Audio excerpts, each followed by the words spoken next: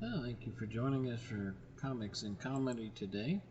Not so sure that there's so much comedy and something that sometimes appears morbid, but they always say there's quite a bit to laugh about in tragedy.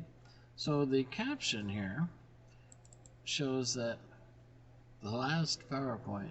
In other words, you never know your last chance.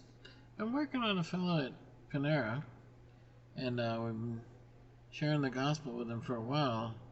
The stubborn one, his parents are praying for him. He's a stout person who kind of like an Adonis build, and harder to reach some of these young guys who think they might be strong and live forever. But we been sharing the Lord with him, and he doesn't like anybody making up his mind for him. But yet, the things that he fights for, and as a conservative and defends, seems to also align with good Christian moral values.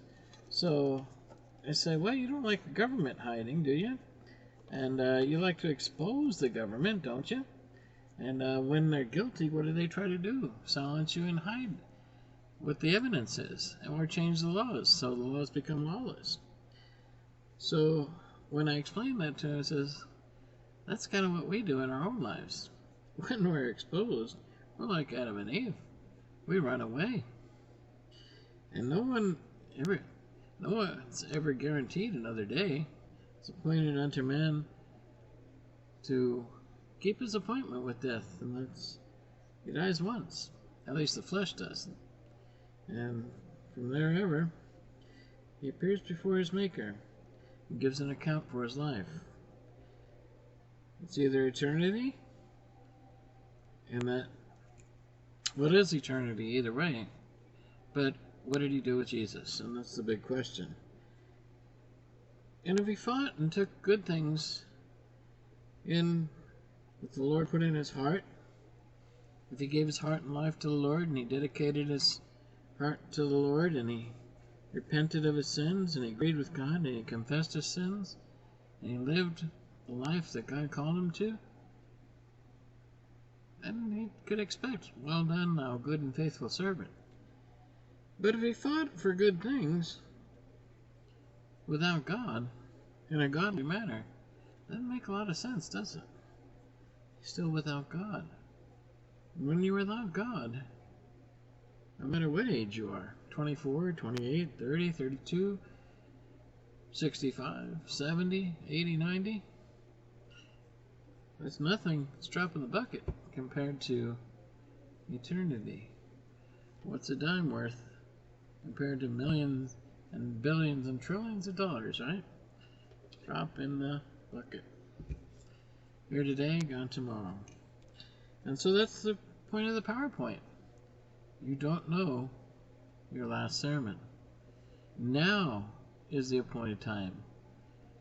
Now is your chance to hear the gospel. Now.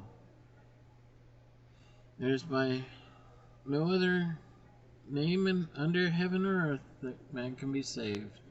Acts tells us that. Chapter 4. And his name's Jesus Christ. And Jesus said, I am the way, the truth, and the life.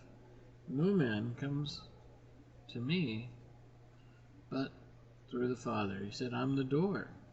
You're going to have to enter through that door. He knocks on that door. Do you answer? Do you care to answer? There's no other way. You're going to know the truth, and the truth will set you free. It's not up to God to send you to hell, but if you want to go there by yourself, you can. For God so loved the world, he sent his Son here to save us, rescue us, while we were yet sinners. So I ask you,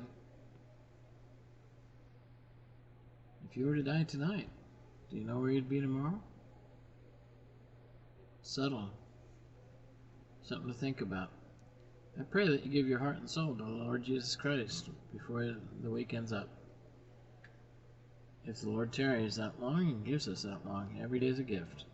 God bless. Have a good night. Share Jesus.